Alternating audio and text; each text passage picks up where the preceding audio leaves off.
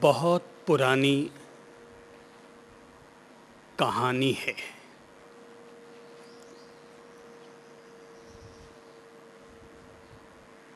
कहते हैं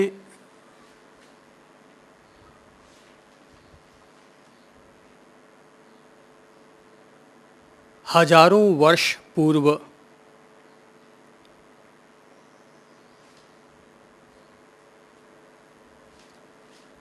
कभी परमात्मा का मंदिर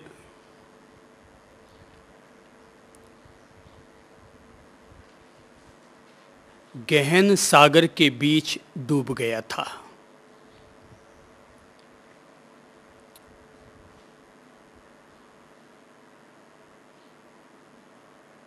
उसके बाद अनेक ऐसे अवसर बने कि जब परमात्मा का मंदिर तो लोगों को दिखाई न दिया, लेकिन उस मंदिर की घंटियों के स्वर लोगों को सुनाई दिए थे।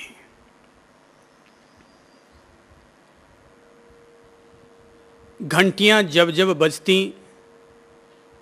तब तब लोग उस मंदिर के दर्शन करने के प्रति उत्सुक होते, लेकिन जैसे ही वे सागर के किनारे पहुंचते कि अचानक ही घंटियों का स्वर आना बंद हो जाता।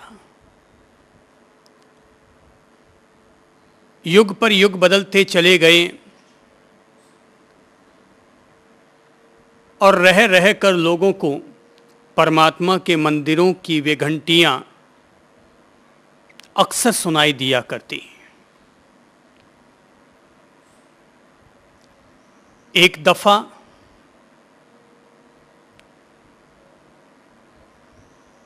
उन घंटियों का स्वर फिर उठा और अपन लोग भी उस घंटियों की आवाज को सुनने के लिए निकल पड़े।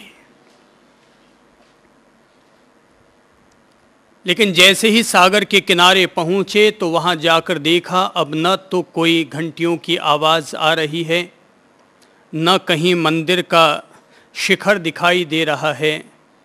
केवल सागर के किनारे लहरें, हवाएं, साएं साएं की आवाज ही चलती हुई नजर आई।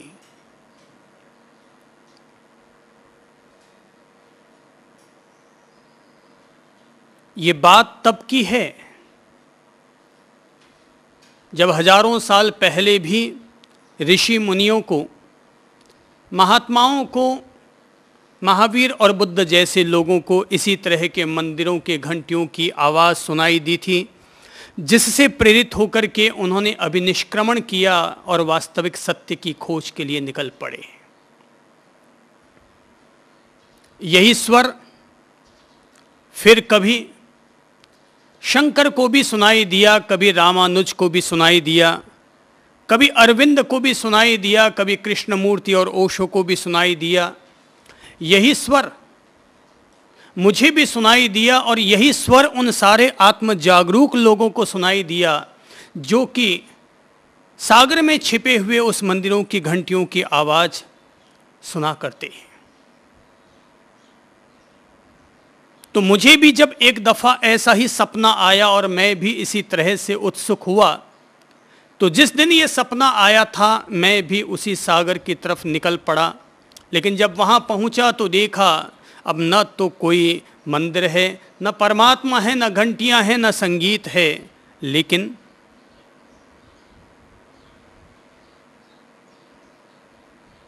वापस न लौटा और वहीं पर ही रुक गया। रुका रहा, रुका रहा, रुका रहा, लगातार लगातार अपनी ओर से उन्हीं घंटियों के स्वरों को सुनने के लिए लालायित रहा। काफी वक्त बीत गया, काफी महीने, काफी वर्ष बीत गए और अचानक एक दिन ऐसा आया कि जब लेटा हुआ था कि अचानक देखा भीतर की आंख खुली और खुलने के साथ ही सामने फिर वही घंटियों की आवाज आने लगी। उठा, सपना टूटा, आत्म जागरूकता घटित हुई और तभी देखा न केवल घंटियों की आवाज सुनाई दी वापस, वर्ण शिखर भी उभर आया, धीरे धीरे मंदिर भी भीतर में साकार हो गया। और तब देखा वह एक दिव्य दीदार, जो दीदार कभी मीरा को देखने को मिला, वो दीदार जो कभी चैतन्य महाप्रभु को देखने को मिला, वो दीदार, वो दर्शन जो कभी सूर को, कभी तुलसी को, या ऐसे ही किसी भक्त को देखने को मिला। और वही आनंद, वही संगीत, वही सौंदर्य, वही सच्चिदानंद मुझे भी देखने को मिला।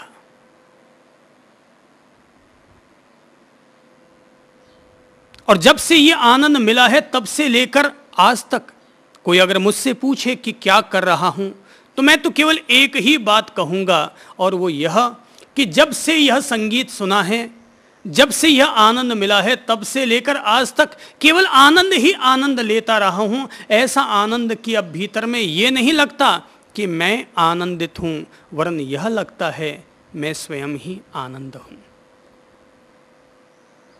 ऐसा नहीं कि मैं सत होऊंगा, मैं चित्त होऊंगा, वरन मैं स्वयं ही सत हूं, स्वयं ही चित्त हूं, स्वयं ही आनंद हूं। पहले कभी धर्म की किताबों में पढ़ा था, पुरानी किताबों में पढ़ा था कि व्यक्ति सच्चिदानंद होता है, लेकिन जब भीतर के घट में उतरे तो पता चला, आनंद के स्रोत जब फूटे तो पता चला सत भी तू है, चित्त भी तू है, आनंद भी तू है। इसलिए व्याधि तन में हो सकती है, पर मन में तो फिर भी समाधि रहती है, क्योंकि आनंद तब हमारा अपना स्वभाव बन चुका होता है।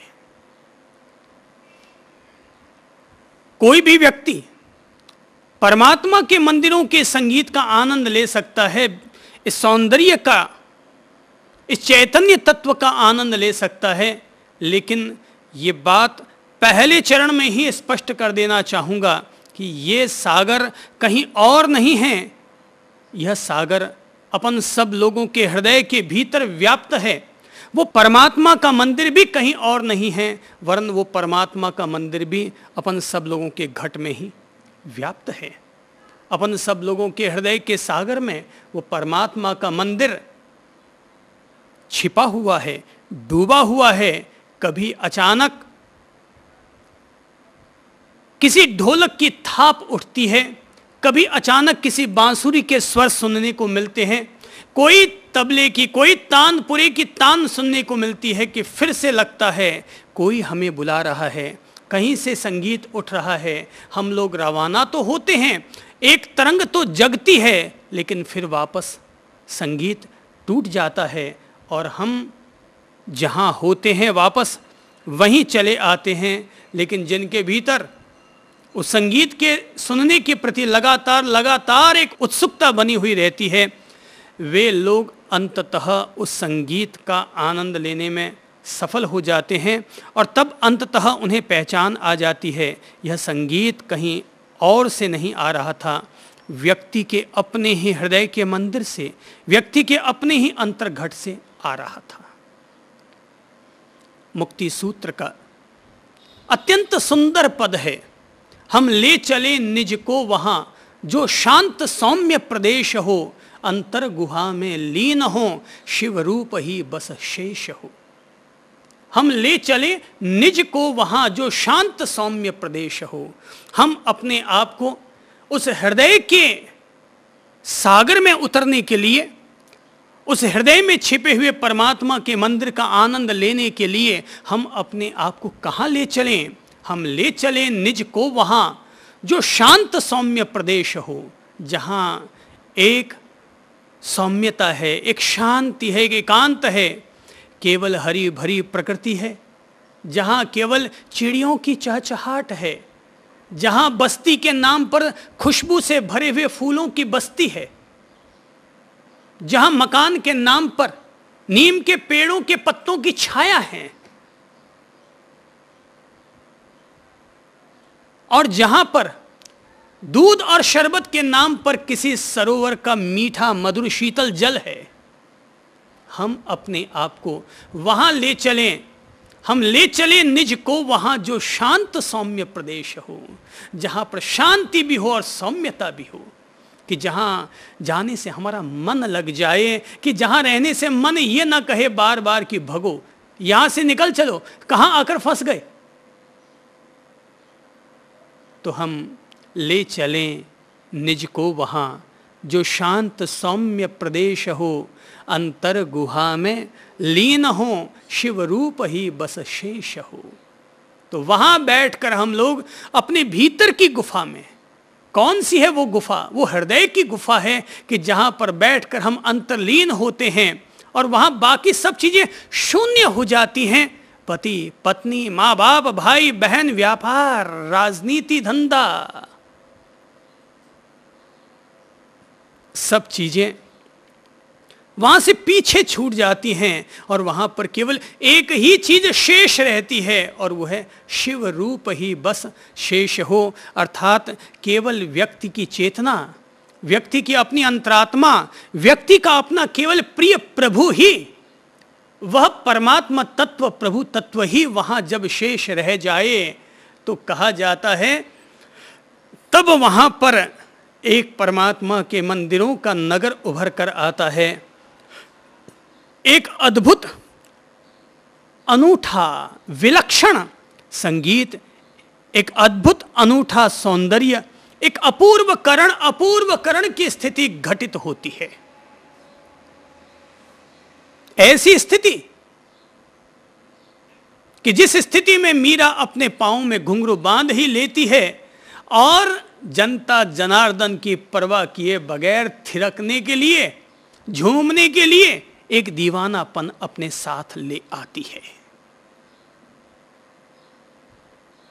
व्यक्ति हृदय की तरफ चले। अगर हमें परमात्मा से प्रीत है, अगर हमें परमात्मा के दिव्य संगीत का आनंद लेना है, उसके प्रकाश तक पहुंचना है, तो हमें अपने आप में उतरना होगा। अगर हम सोचते हों कि बाहर के मंदिरों तक पहुंचकर हम परमात्मा तक पहुंच जाएंगे, तो ऐसा ना समझें। परमात्मा के बाहर के जितने भी मंदिर बने हुए हैं, वे एक भी मंदिर ऐसे